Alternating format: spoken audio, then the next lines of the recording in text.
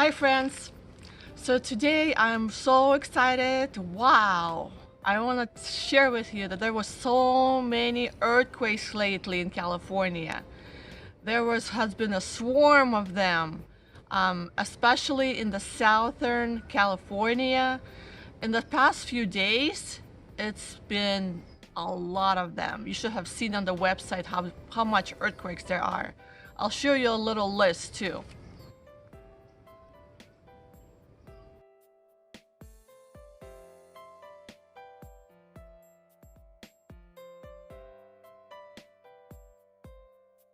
So usually we have around 12, 15 earthquakes per day, but in the last few days we had around 300 to 700 earthquakes.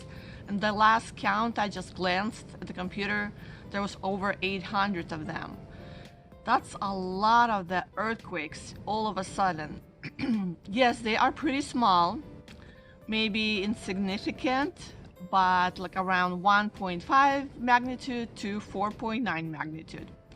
But still, what is triggering them? Why are there so many earthquakes now in California? Is it the shifting of the plates in the ocean, or is it some kind of drilling that they are doing in the mines and all kinds of machines that they're using? What's causing them? Do you know what it means? Does it mean that something bigger will happen soon? Like we have a prediction from earthquake predictions who state that a huge 6.0 to 6.5 earthquake can happen in San Francisco Bay Area or the near Salton Sea in the next 20 hours.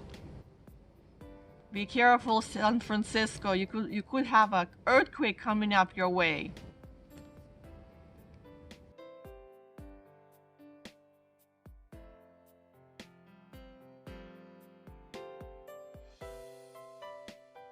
So what are those hundreds of earthquakes swarming Southern California near the Salton Sea mean? Is it gonna react to something else? So another earthquake prediction is from datrayanam.org. He states that a lunar geometry involving Mars and Saturn will trigger a large systemic activity, potentially reaching a 6 magnitude earthquake pretty soon.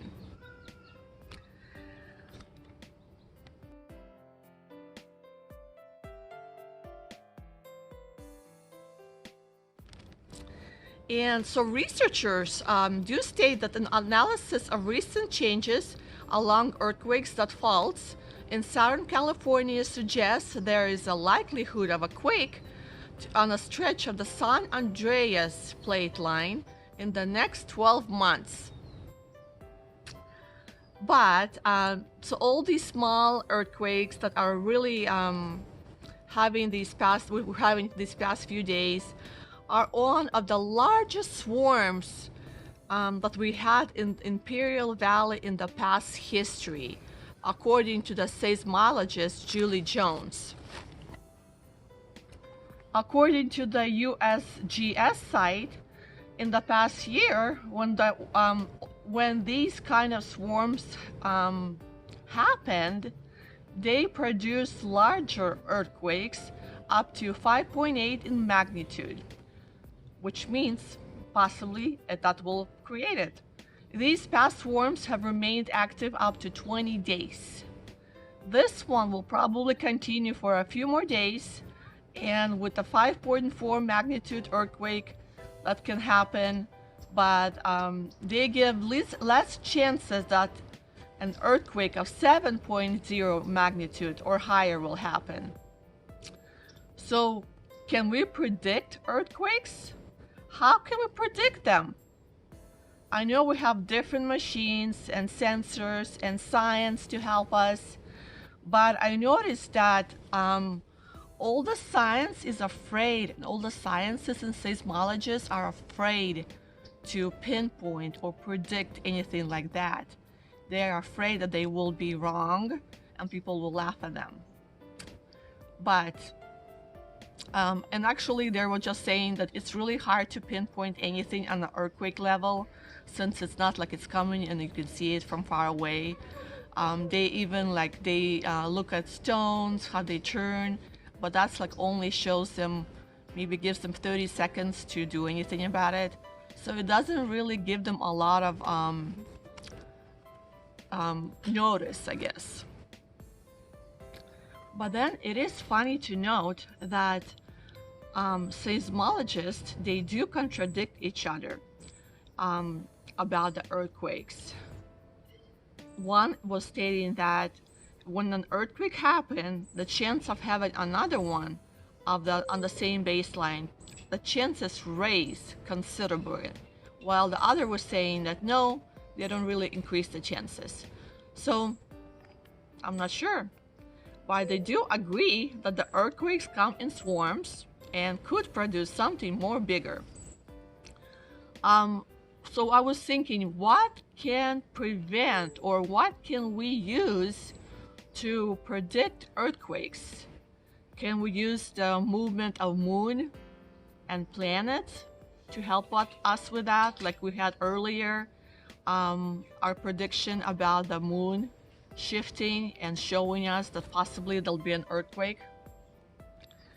So even the scientists have noticed that there are some things we can use to help us with possible maybe predictions when the earthquake will happen. They noticed that some animals are more sensitive to earthquakes, and animals, birds, and even fish and snakes can predict when an earthquake is coming.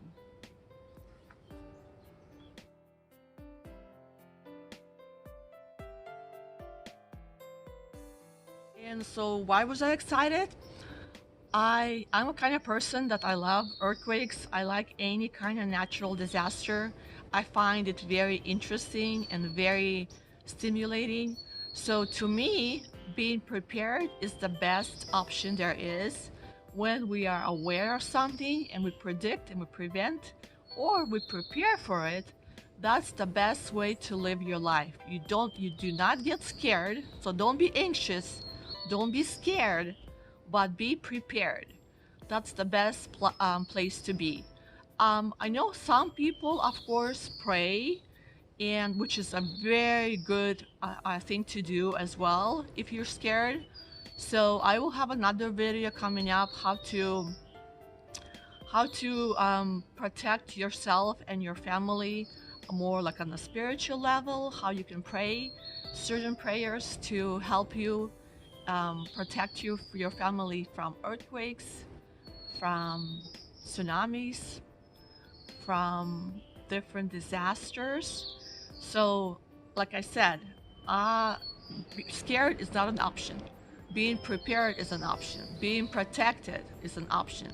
So hopefully this will stimulate for you not to be scared, but to be excited. Whatever will be happening your way, whatever is happening this year, we're excited and we're thrilled, and we know that we will be protected by God.